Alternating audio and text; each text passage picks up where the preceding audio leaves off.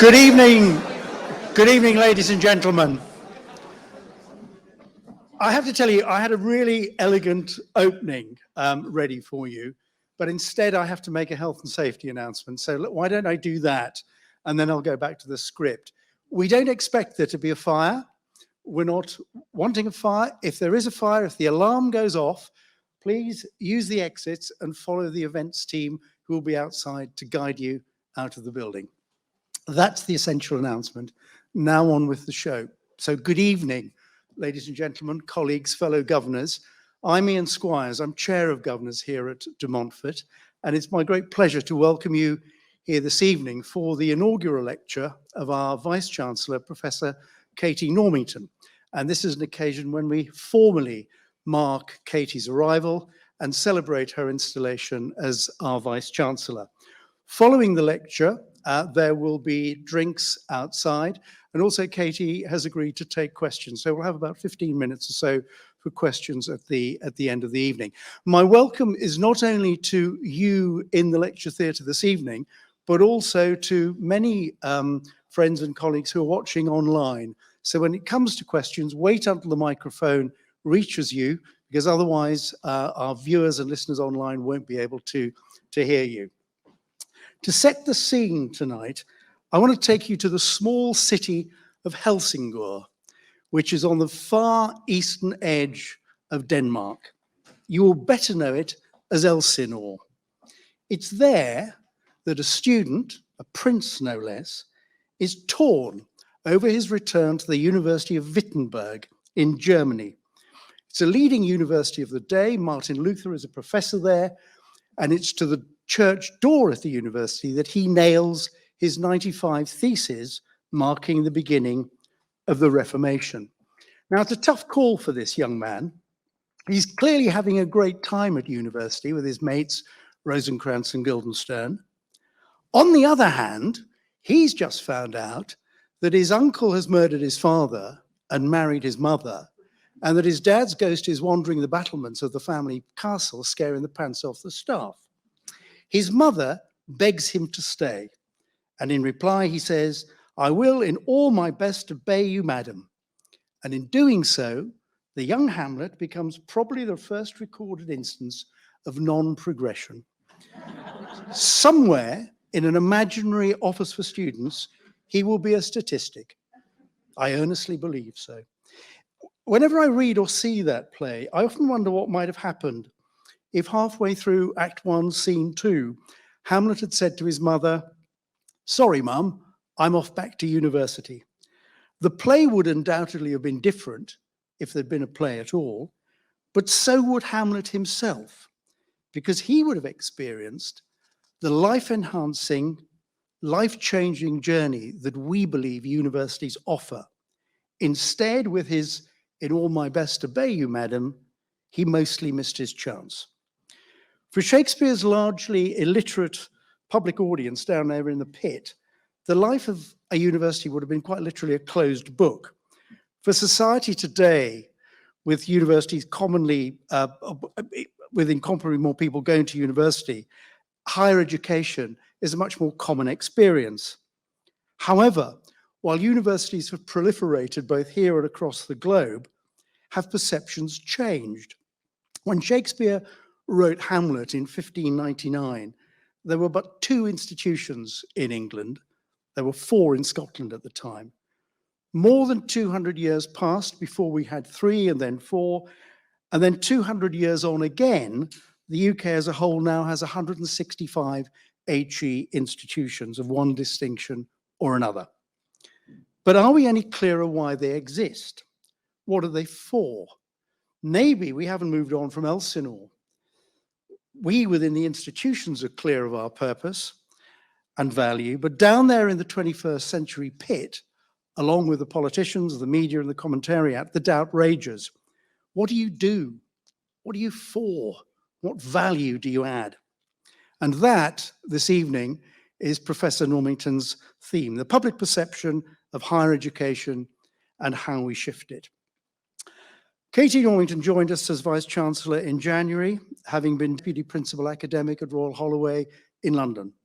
She read English and drama at the University of Exeter, read for her MA in the USA at the University of South Carolina, and then for her PhD back at Exeter. After teaching at the University of Greenwich, she joined Royal Holloway in 1997 and was appointed professor and became senior vice principal in 2017. Drama is Katie's specialist field, and much of her research has been about the role of women, particularly in the early English theatre. She is a powerful advocate of the principles and values that underpin life here at De Montfort University. Ladies and gentlemen, the Vice-Chancellor of De Montfort University, Professor Katie Normington.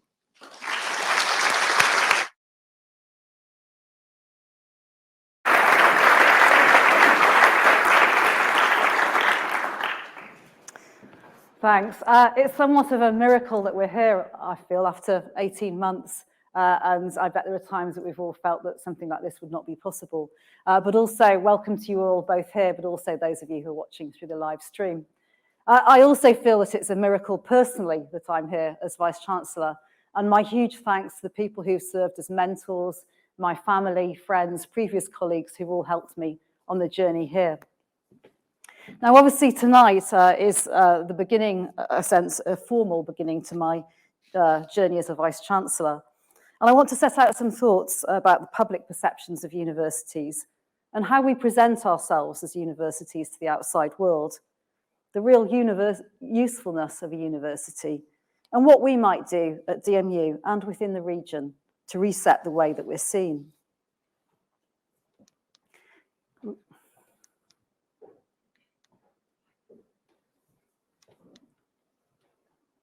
This is a good start.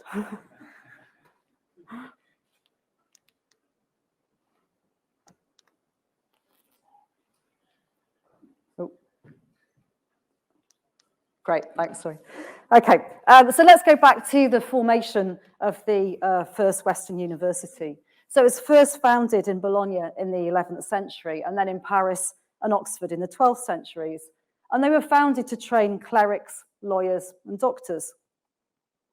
And the educational premise of the early university was one of orthodoxy. They were vocational, residential, fee-paying, private, and elite. And this image here of the University of Paris in the 16th century always strikes me in terms of its similarity to our lecture theatres today. So the lecturer there at the front or at the back as we look at this image, and the students, as it were, taking notes down either side. Now, obviously, one might ask, why has so little changed since that time? And really, that's the thing that I think COVID has enabled us to think about.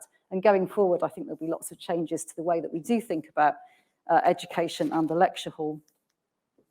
But moving on a few hundred years, and 1694 sees the formation of the University of Halle, founded by Lutherans. And I raise this as an example because the principles of Halle developed the first recognizable modern curriculum.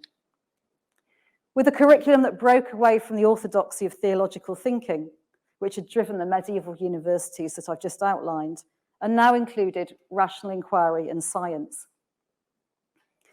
The curriculum saw the introduction of electives, with professors taking responsibility for their content.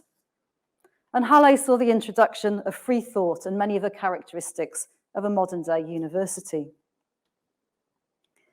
The next few hundred years across the world, universities continued to develop, broadening the range of subjects that could be studied and where they could be found.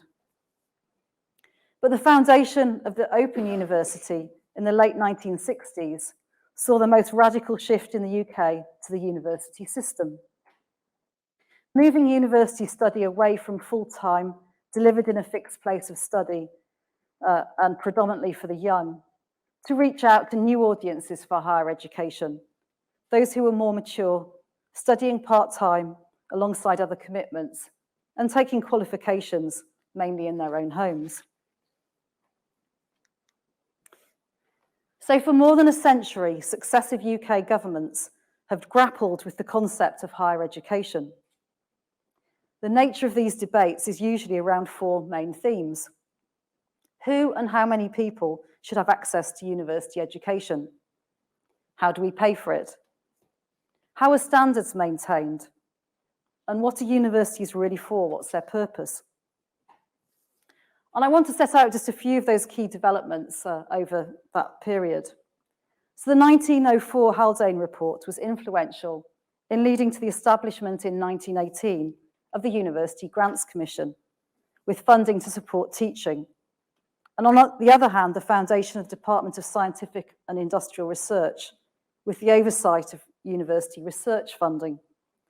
So that principle of dual funding for teaching from one source and for research from another has stayed with us through till today.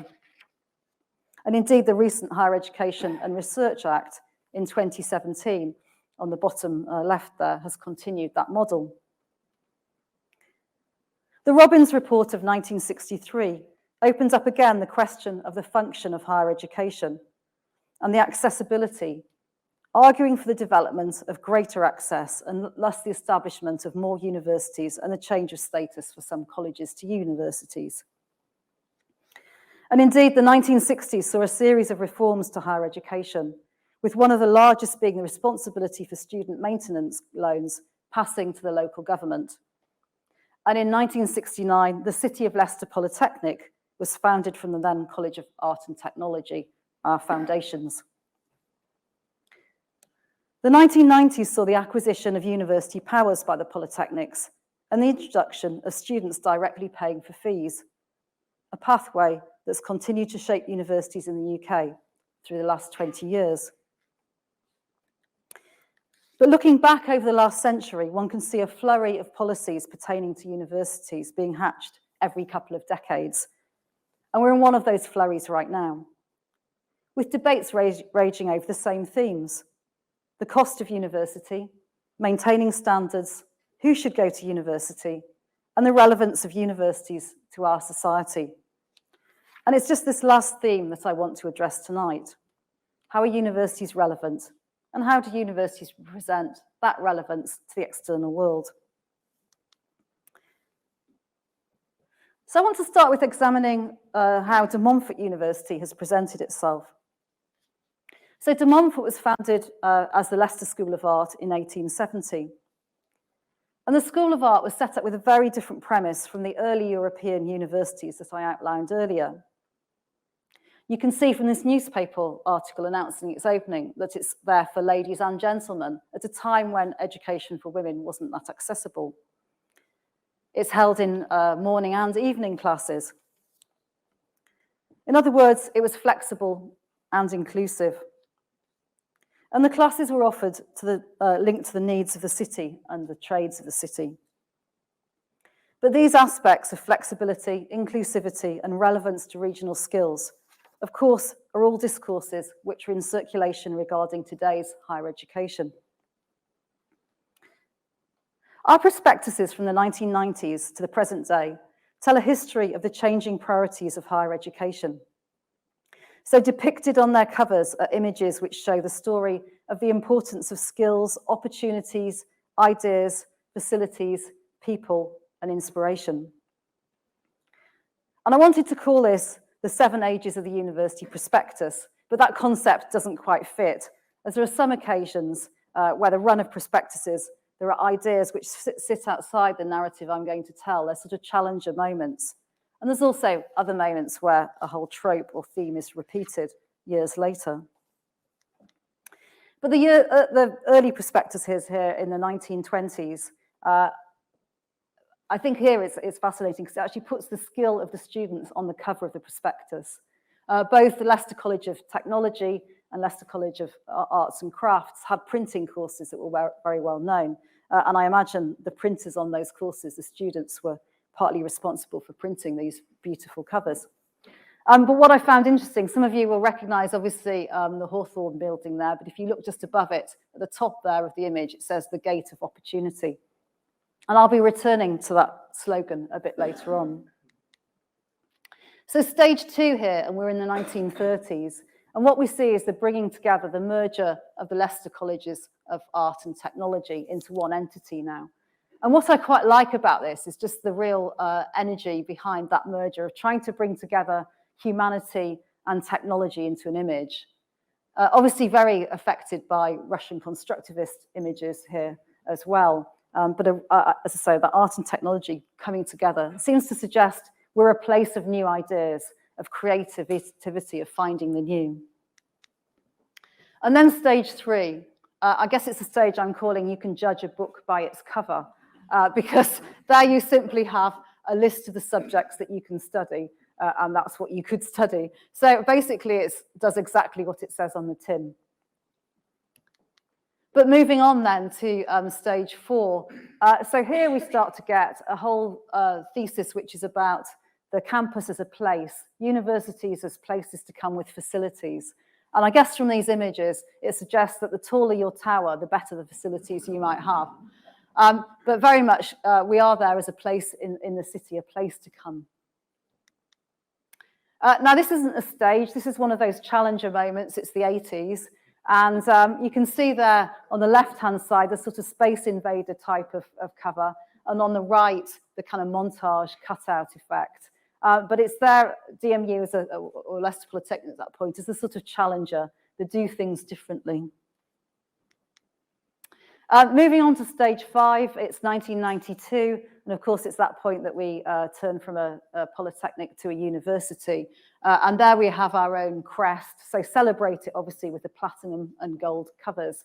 It obviously marks out, you know, the university as part of an institution now. We're part of the fabric of top society. But we can't hold that image for long. Our little challenger sense comes back again. So here we have it in the 1996. One might argue we were kind of early adopters of the interest in sustainability and the environment. But also, I'll just explain a little more about what these covers are doing. So the one on the left-hand side there captures a moment from David Attenborough's Life on Earth, when the whale tries to catch a seal on the beach and the seal just gets away. Now, you might wonder how that relates to universities, but the actual kind of thesis that's put forward is, you know, there may be unexpected moments and universities can help you prepare for what might be coming. In fact, this became a TV advert. DMU was the very first university to advertise on TV. And here is that, oops, sorry. Here is that advert.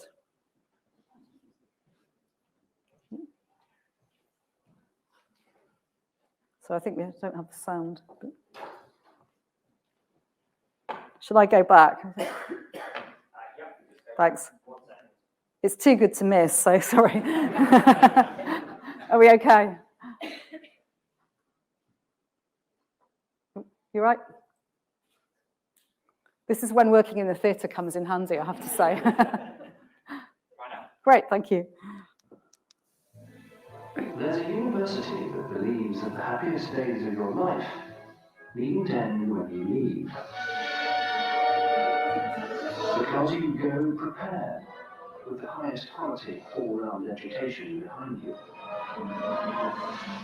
It gives you the degree and the confidence to see you on your way.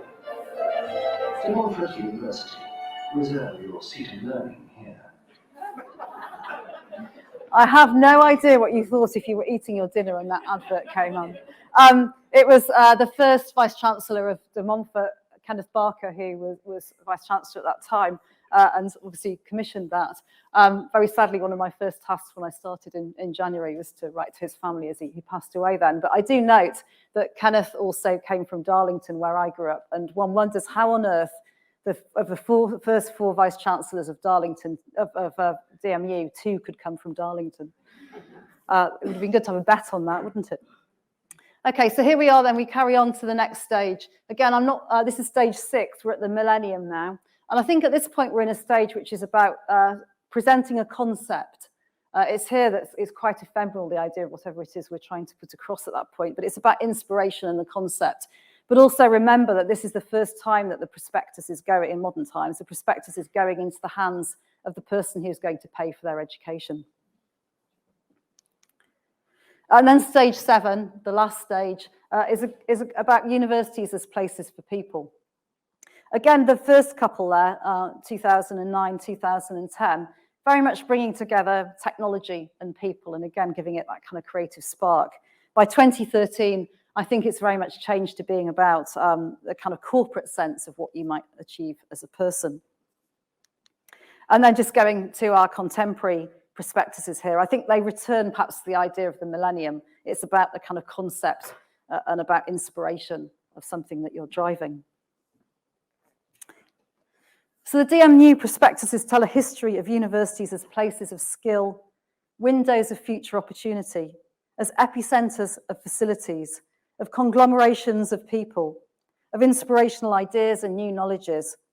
And that's how we've been presenting ourselves. And yet, if we look at the reception of those ideas, a different story emerges. The media's popular presentation of universities is as places that are unnecessary, wasteful of time and money, inept at dealing with contemporary crises, and largely an unwanted luxury. And there's a large gap in how we present ourselves as universities and how we're received. Now, I spend a lot of time, actually an awful lot of time, thinking about what universities do and what they should do and how successful we are at doing that. And a lot of that boils down to what value we gain from universities and how we measure and demonstrate that value. The issue of value added, or what students gain from going to universities, is difficult to assess and monitor. And despite many recent attempts and projects, there is no system that's arisen in which we can capture that. But what did I gain from going to university? So here I am on my left, my 18th birthday party. The lady behind me is my grandmother, and I want to return to her later. But that's before I go to university. And then on the right, by that point, I'm in the United States doing my master's degree, visiting some distant cousins in Missouri. Now, obviously, I've gained some value, but it would be quite difficult to codify what that value is beyond a change of hairstyle, learning how to tie-dye clothing, and the ability to catch a fish. So the question of what value universities add, not just to graduates, but to society, is something I've been pondering over the summer. And as I journeyed through various staycations, I considered the question of what it is that universities do for us. And that journey started with freedom at the beginning of the summer. My COVID vaccinations were the beginning of that point of freedom. And obviously the work of Professor Dame Sarah Gilbert is so well known, she's now also been turned into a Barbie doll. But we perhaps spend less time thinking about the people who support her lab. Any scientific discovery is made by a whole lab full of people. So the other researchers there, the technicians there, many of whom will also have been educated through the university system. And research has been undertaken into COVID by hundreds of university researchers in the UK over the last 18 months. And here at DMU, where Professor Katie Laird's important work on how COVID is transmitted through medical materials and work clothing has led to different practices regarding the laundry of workwear and footwear for the NHS and others.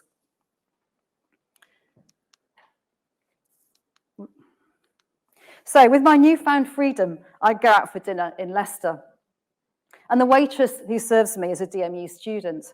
And she talks about how, as a mother with a young child, we've enabled her to study for a master's degree in bioscience and how she'd like to return to do a PhD. But it's a reminder of the way education does enable people to change their lives, whatever their circumstances, but also of how we contribute to the workforce of the city as a university, including the casual workforce. The 3 universities in Leicestershire, ourselves, Leicester and Loughborough, graduate 19,000 students a year. It's a huge contribution to the regional workforce. And in projects such as Graduate 1000, sponsored by Leicester City, Leicester University and ourselves, it seeks to keep those graduates in the city through working with over 250 businesses to provide short-term work placements and longer internships to show what sort of employment is available in the city. Universities make a huge contribution to their region. 40% of our students are local, and many first in the family to go to university. We offer the chance through our large portfolio of vocational skills to build a better skills base for the city. On a staycation, I visit Yorkshire Sculpture Park, and realised that many of the artists displayed there are the product of university courses.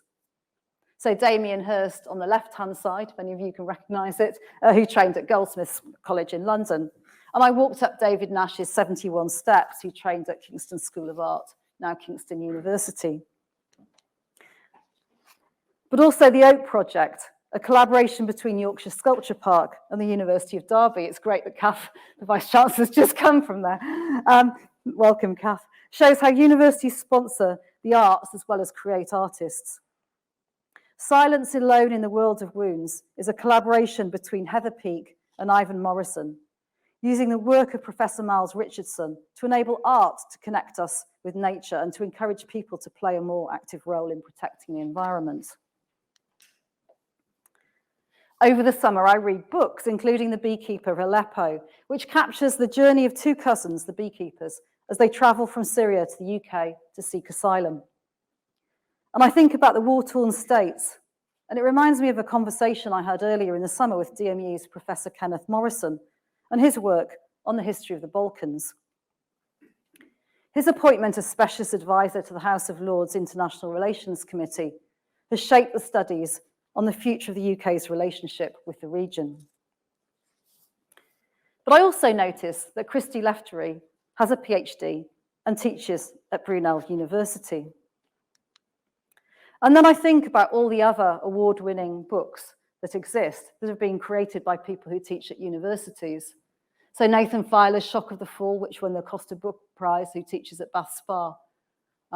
Jean McNeill, who comes from University of East Anglia, that's produced a number of award-winning staff. Of Bernardine Evaristo's Girl, Woman, Other, that co-won the Booker Prize 2 years ago, who also teaches at Brunel.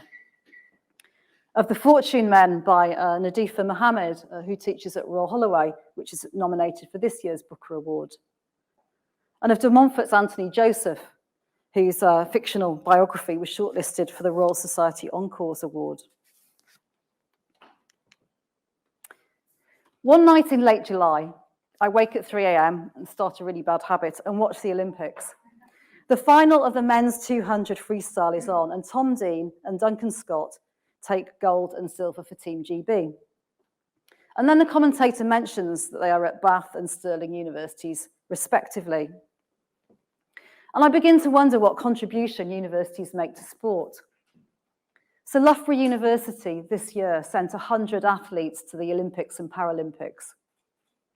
And in the Rio Games in 2016, if Stanford University had been on the medal table, it would have come 6th. They produce more gold medal winners in their current students and alumni than all but 5 other countries. So universities, through their sports programs and scholarships and through world-class sporting facilities, have enabled athletes to excel. And in the summer, I listen to some of my favourite music. Anything by Handel, hear the Largo from Xerxes.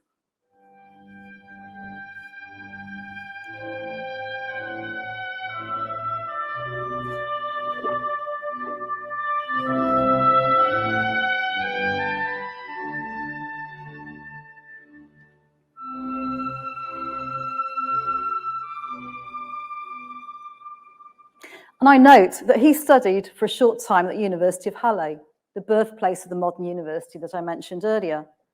Now, he studied law. Well, he potentially studied law, the records aren't that clear. But I think it might have been helpful to him in arguing for the supremacy of the shade of the plane tree, which is what he does there. Now, apologies, if you're watching this online, you won't hear this next piece due to copyright, but it's Katie Tunstall.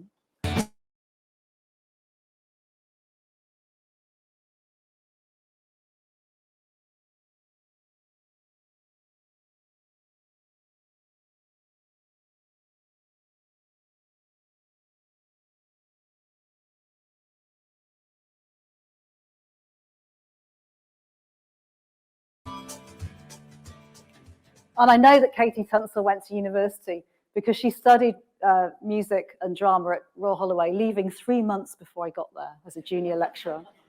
But when we awarded an honorary degree several years later for her work on sustainability and the music industry, I got to sit next to her at the the dinner afterwards, came home with a CD signed from her and showed my kids that it said, "Your mum is cool."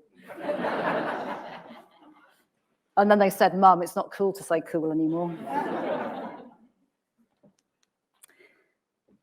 Later in the summer, I visit old university friends, many of whom have remained in the Southwest, after we graduated from Exeter University. And I wonder how I can put a value on those friendships that have lasted with me now for 3 decades, perhaps a little more.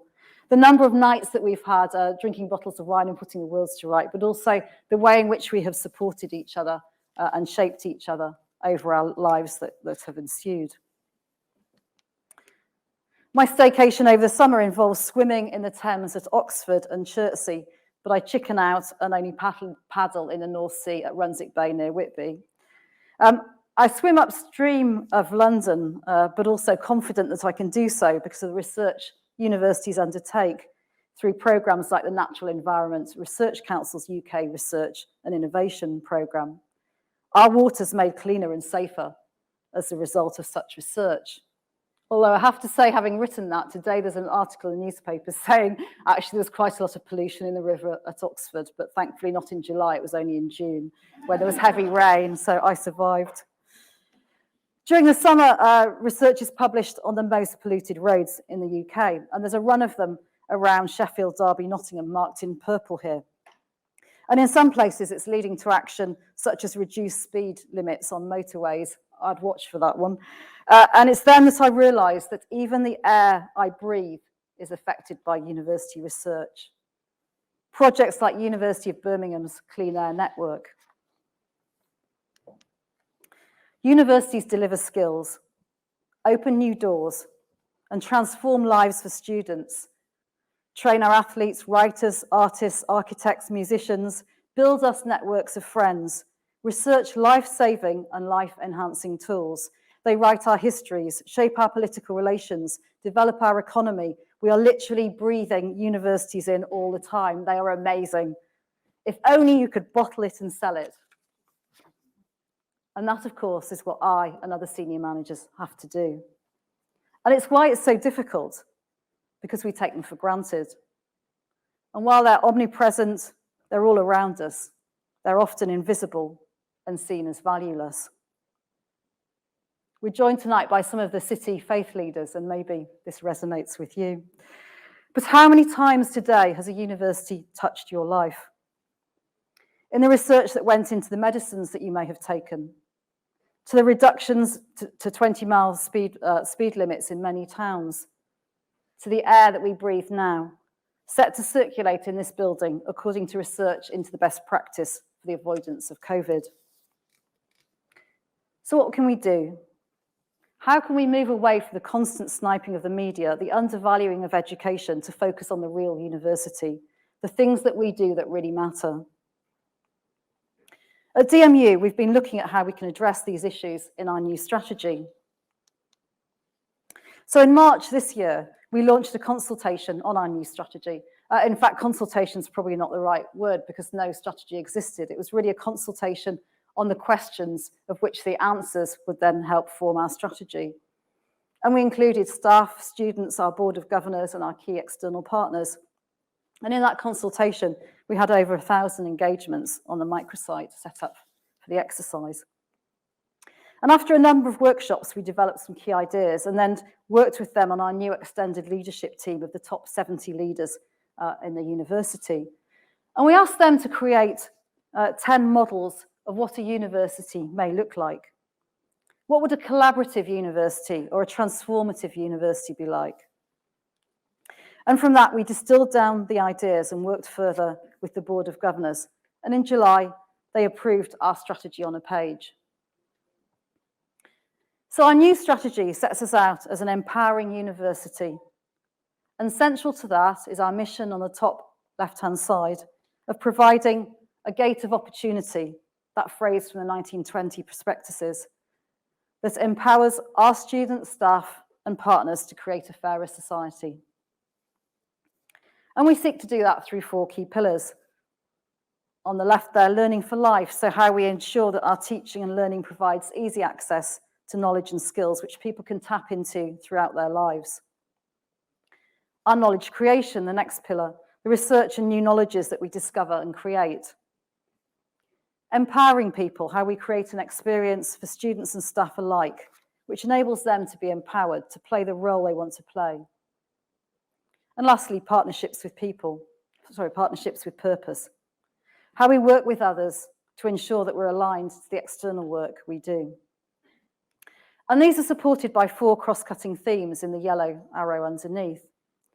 Equality, which is a central part of DMU's DNA, with 50% of our students from ethnic minorities, 1/5 with registered disabilities, and we actively support students with neurodiversity and different sexual orientations.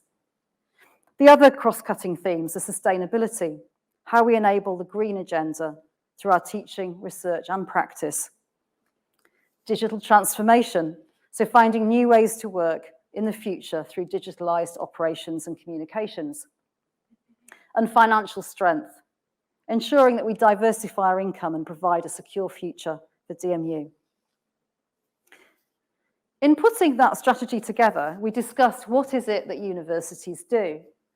And whatever way we looked at it, we came up with 3 answers: teaching, research, and working with others locally, nationally, and internationally.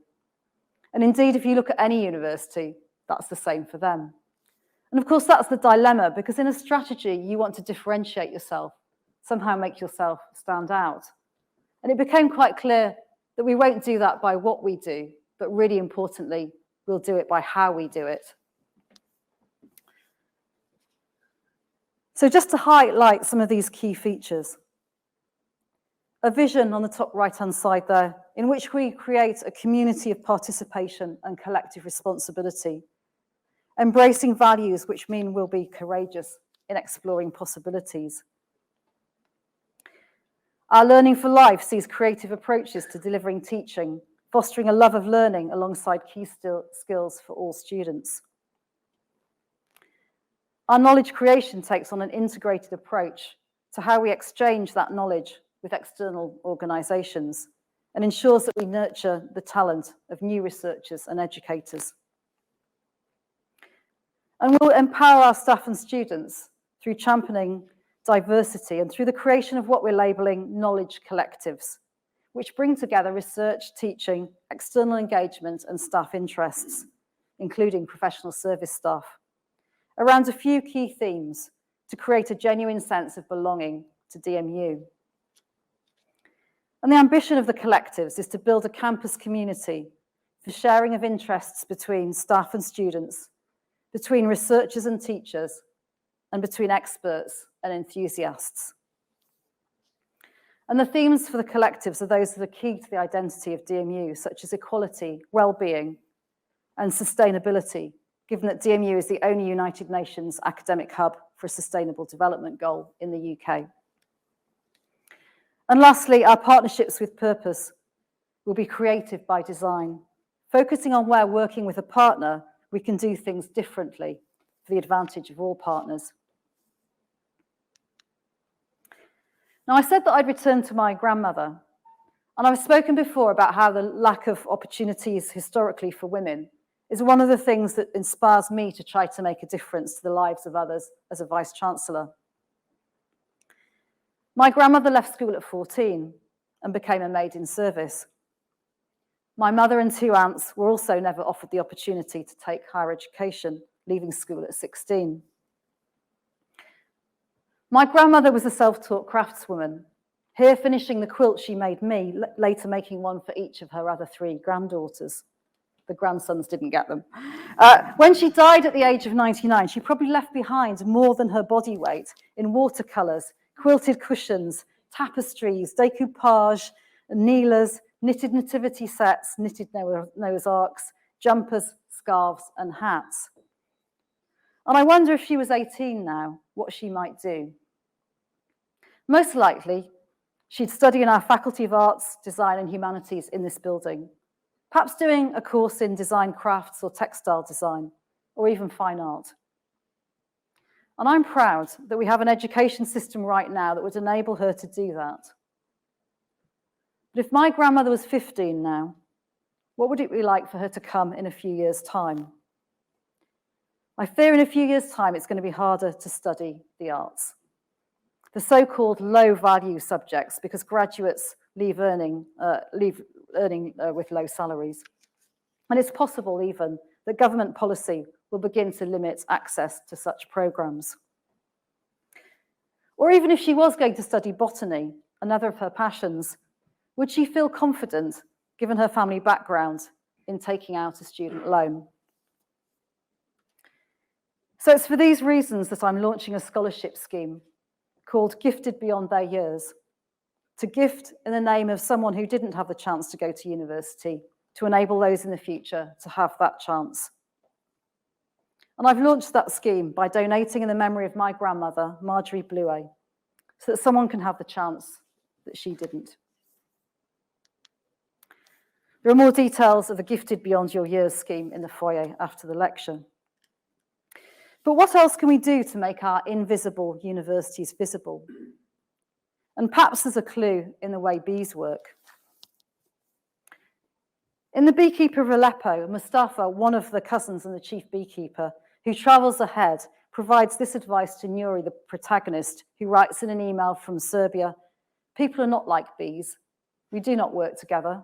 We have no real sense of a greater good. I've come to realize this now." So writing in the book called Together, it's not Jamie Oliver's recent book, but the American sociologist Richard Sennett notes how much of modern life forces us apart. And he draws on the 19th century photographic work of Francis Johnston, composed to show ethnically diverse workers undertaking a skilled craft together. Absorbed in their individual task, but only able to complete the entire task by working as ensemble, the photograph shows the practice of the craft of doing something together. Cooperation comes through the individual working with a sense of togetherness. And it's no different from that togetherness found in the workshops of the early Leicester colleges of art and technology. They're obviously doing classes in fine art, in millinery, and I'm not sure what the third one is. Or indeed, the togetherness of our students working at DMU on projects today. And in coming together ourselves, as universities and colleges in the region, as the city and county public bodies and representatives, as the local major businesses, and as alumni, we can ensure that the learning university provides, the research they undertake, and the partnerships they support can make a real noticeable difference. And how can we do that? Just a couple of examples here. We might ask how we can create a seamless journey through education routes in the city, from our schools, colleges, skills hubs, to our universities. A journey that started with the collective Institute of Technology bid between universities and colleges in the region, and also with the new scheme DMU and Leicester University are running to offer master's discounts to each other's students in areas where we don't compete. But why isn't an education record like a health record? Why is it a series of registrations and completions of being put on and taken off a system? How could we actually create a seamless journey through someone's life where they can accumulate their academic credit, as it were? And why isn't the relationship between universities and businesses also seamless? Interviewing a chief exec a couple of years ago, I asked him about what he saw the future of the relationship between businesses and universities and what that should look like. There should be no divide between the two, he replied. They should run seamlessly from one to another. So our ambition for the region to level up, to close the skills and the productivity gaps of the city and the region will enable us to discover the real functions of a university and make the invisible visible. Thank you.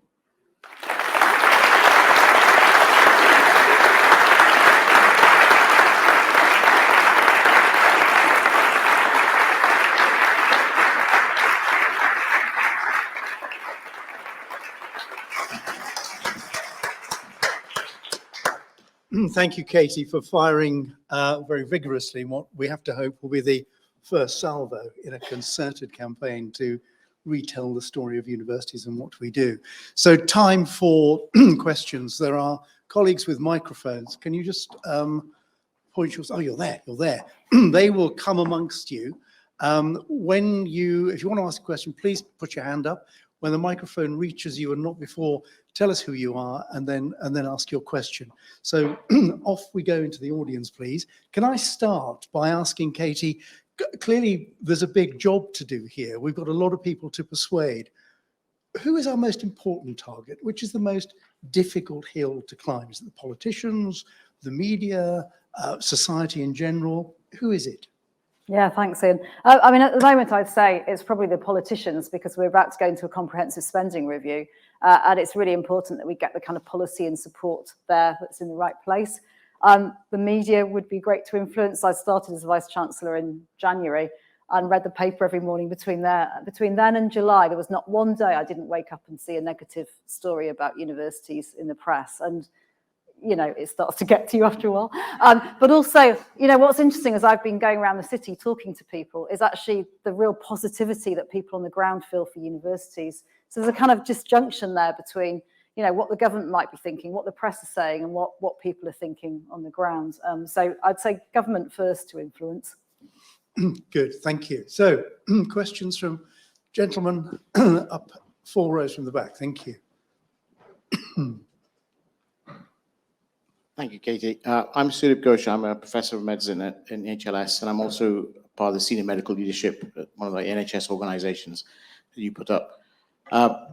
It's a delightful talk. I mean, I really enjoyed the issues that you brought up that we're struggling with in the same way within the NHS. We're struggling to identify what our services do, how effective they are, and are they of any real quality. One of the things that we're trying to adopt is how we implement value-based principles within that.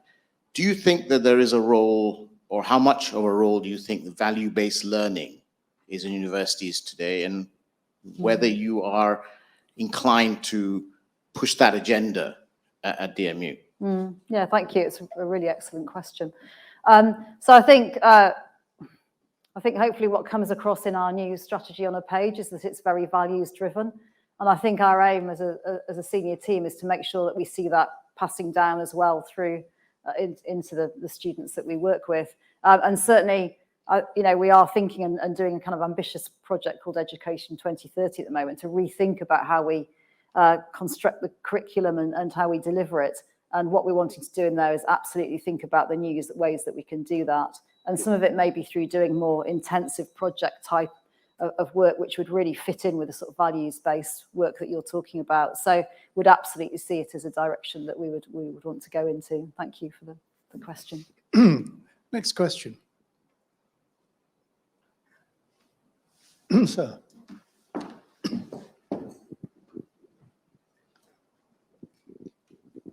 Vice-Chancellor, we welcome you here to Leicester from the minority ethnic community point of view.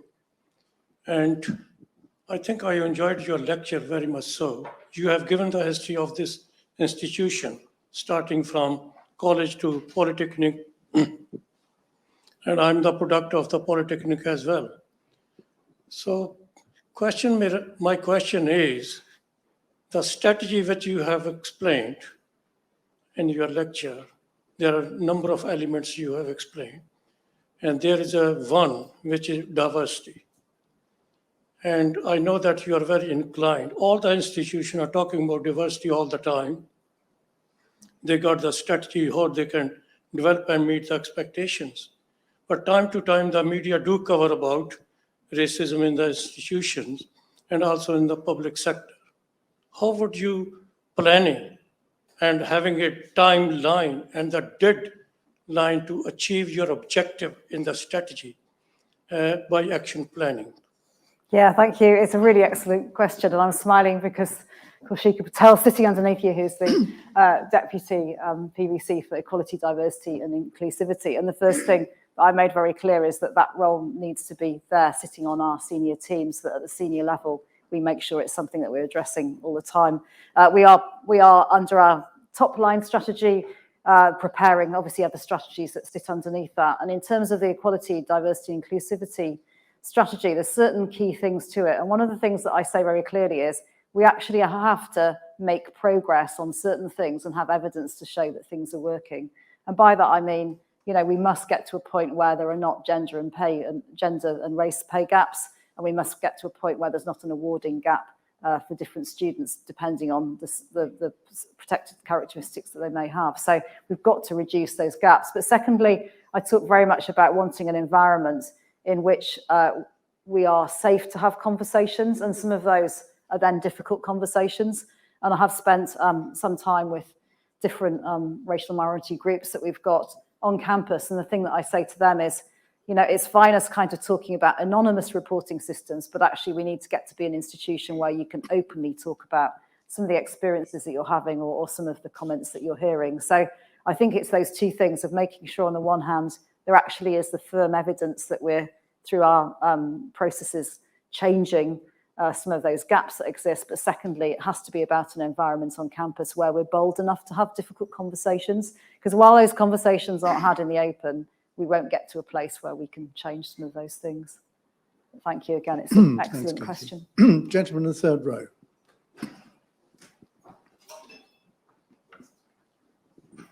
Hello, Katie. I'm David Chiddick. I actually sat around the table when the killer whale video was developed. In fact, it backfired rather badly because, of course, they thought de Montfort was the killer whale and not the seal. But I think your lecture is very persuasive, very engaging. It goes well beyond the argument that arts and humanities are good in their own way. They broaden the mind, and I think it's the most engaging. I mean, most universities use that argument, or they've used the argument about the impact of universities on gross domestic product in the area. I think yours is much more engaging, much more persuasive. In addition to the question of who, the question is how you get that message out, and how you make that message known more, because I think it is a really, really important one to transmit to the world generally. Yeah, thank you. I think it's that point, isn't it, of saying how many times today has a university touched your life, and actually getting people to stop and think. Because when you start to add it up, it'll be quite a lot of times. But as I say, the problem is it all happens without us noticing it, but we are so dependent on research for so many things, and we're so dependent on what we would put down as key indicators of the quality of our life for so many things that have come out of universities. But, you know, so I guess, you know, if I had my chance, I'd say, right, you know, let's get the whole nation to sit down for 2 minutes and write what's happened to them today. Or at least let's get the cabinet to do it and then realise what it is they need to be doing to support universities. Come on, Katie, not everything's possible, is it? The gentleman at the back. Thank you. Thank you, Vice-Chancellor. Ken Shuttleworth, architect. I used to be a student here at Leicester Polytechnic back in the 70s. It's great to hear you talk about empowerment. I was wondering how you feel about mental health, because it's become a big issue, certainly in my business, in the sort of world of construction. And certainly students today seem to work really hard and don't seem to go out and get drunk like we used to do. They seem to just be working. And, you know, the headlines are always when some, you know, poor students, you know, committed suicide at not this university, other universities. And those are the headlines, I think, are the real damaging ones to universities as a whole. So how you feel about how we'd handle mental health moving forward? Thank you. Yes, I think we capture it in the kind of well-being phrase, so that it covers, you know, aspects of mental health, but perhaps other things that sit around that as well. And, you know, it's a very good question because it's a real issue. I think, you know, thank you all for coming tonight, but I'm sure many of you have come with a degree of nervousness about it and a kind of perhaps a little degree of anxiety. And so suddenly you realise that actually, you know, you know, for all of us who are used to just getting on with our lives, now going back into them and working out how they work for us does create a degree of anxiety for many people. So I think there's a real shift. So it's a really good question. Also, you know, we're doing a lot of work for our freshers who arrive this coming weekend with different ideas of a sort of base camp where they can go to. And indeed our returners who've spent a lot of time away from university, but just thinking about what it is that we need to put in place to actually help people to get back into a space, but also to deal with that anxiety. And some of the most alarming studies show that there's a huge difference between the sort of 18-year-olds who talked about being anxious before the pandemic and the number that talk about it now. And now it's, well over 50% of students surveyed report feeling mental health issues. As I say, we're doing it by trying to put in some more support methods and things like the base camp, but also rolling it into sort of wellbeing projects, both on the for both staff and students. But it's going to have to be something that's done over time, and we've got to keep looking at whether what we're doing is the right thing as we get people back and we get them to respond. I'm not sure you're ready for Katie. Your next question is from your former Vice-Chancellor at Royal Holloway, Professor Paul Well, it's a Rizal. reminder who I was, but Katie, in case you've forgotten, yes, Cool. former colleague. And I know from your previous work how passionate you are about students. And of course, students play a role as being the recipients of education. They benefit from it. And you made reference to the fact that they're paying for it. So, of course, the model is very much one of a consumer or a customer. But I think most universities think it goes beyond that. So I wonder if you'd just like to share your view of what role do students have to play in delivering this vision? Not just as the beneficiaries, but beyond that. Yeah, I think what I'm trying to capture is something that's a bit more of a sort of integrated whole, which is why I talk about the way in which, it's an empowering of staff and students. Very interestingly, it'll be interesting how we kind of manage to do this at a lower level. But what we've decided to do is not create, as it were, a kind of column separately that talks about student experience, but to collect that student and staff experience into the one column about empowering people. And it's an interesting challenge I've set my colleagues in the senior team, because it's usually you get those things split out and you get, colleagues from HR just working on staff, and you get colleagues from the kind of academic side and professional services working on students. And actually we're trying to bring those things together. And I think that speaks, therefore, of that role of integrating it, of ensuring that, that notion of empowering runs between our communities. And certainly that's the thing that I'm talking about there. And the idea is a bit embryonic at the moment, but about these kind of knowledge collectives where you could actually have these kind of group, sort of as it were, broad special interest groups of which any member of staff or any student can be part of, and it would be a way of coming together around some of those topics, of which well-being would be one of them. So yeah, I kind of, it's that seamlessness again that I'm trying to create.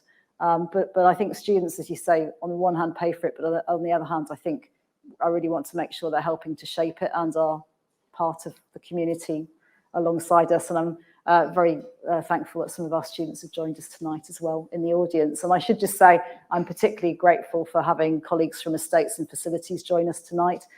They were the people that kept campus open during the pandemic, and many thanks to you, and thank you for coming. Here to that. Katie, thank you very much indeed.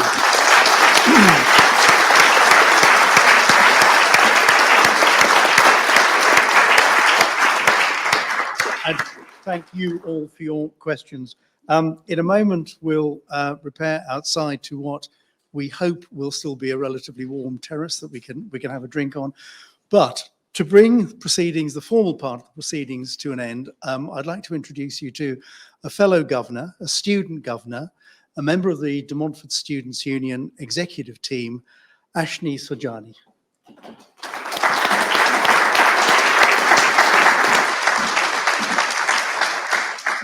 I promise I won't be long. Thank you, Ian. Good evening, everyone. As I was listening to Katie speak, I realized we have more in common than our love for books and travel. We're grateful for everything that our own experiences from university has given us, be it the lifelong friends, the new and sometimes even questionable hairstyles, or the ability to create clothing. And I'm sure that some of these will resonate with many others present here today. But more than that, we share our acknowledgement for the important role university education plays in the world we live in.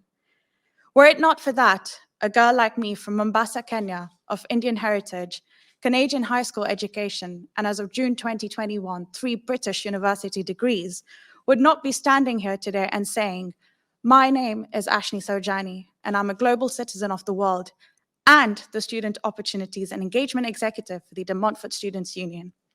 But tonight, I'm not here to talk about me. I stand here to say thank you. Thank you to Katie.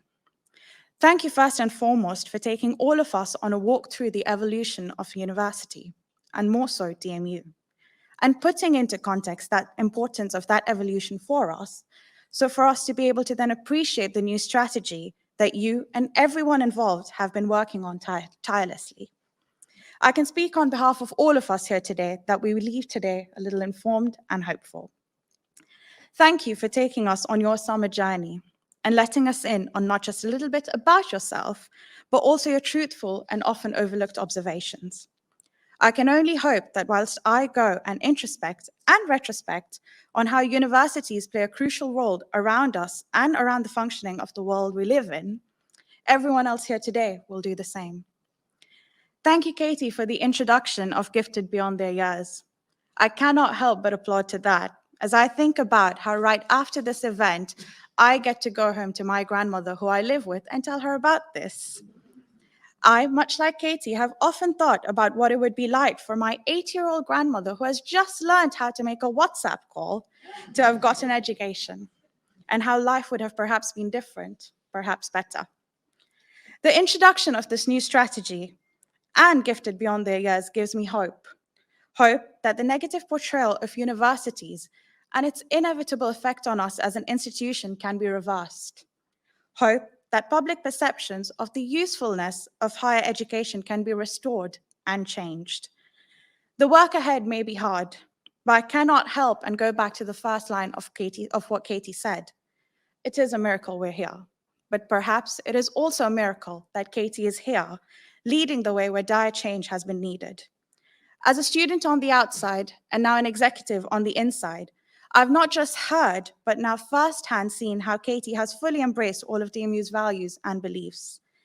Katie's vision of the way in which DMU can develop and have an even greater impact on Leicester, the region, and more widely, can already be seen to take off with her support for the Student Union's Period Poverty Project. It is now a core constant at the university with period products in multiple bathrooms across campus. Her commitment to our staff and students is absolute. We saw this not just when she attended the student council to try and understand student matters to their core, but also with her involvement during clearing and open days. I always say this, we all need something to believe in, and Katie today has given us one more thing to believe in. So thank you, Katie, for sharing your thoughts and your journey. I, like everyone else, know that the journey ahead is hard, but I'm excited and close with hope that we're in good hands. Thank you.